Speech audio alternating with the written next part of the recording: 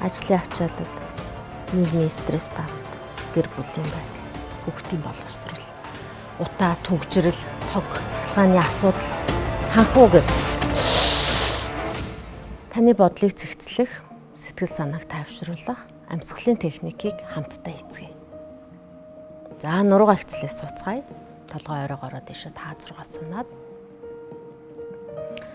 хамрын үзүүр дээр анхаарлыг төвлөрүүлээд баруун гарынхаа эрхий хуруу, ядам хуруг ашиглана.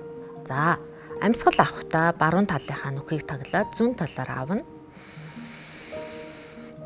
Зүүн талынхаа нүхийг таглаад баруун талаараа амьсгалыг гаргана. Гаргасан талаараа буцаагаад амьсгалыг аваарай. Дахин баруун талын нүхийг таглаад зүүн талаараа амьсгалыг гаргаад буцаагаад амьсгалыг авлаа.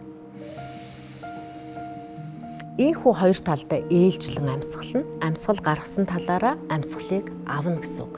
За нийтдээ та амьсгал авахдаа 4, амьсгал гаргахдаа 4 тоонд амьсгалыг авч гаргаарай. Үргэлжлүүлье.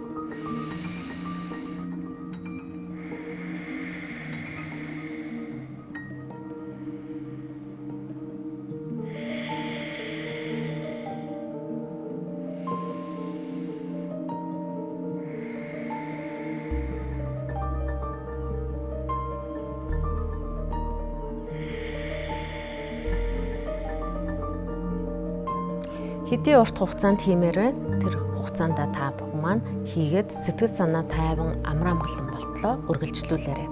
Энэхүү дасгалыг хийснээр таны тархи мэдрэлийн системийг маш сайн амрааж бодлыг цэгцэлж өгөх болно. Дасгал хийсэнд баярлалаа.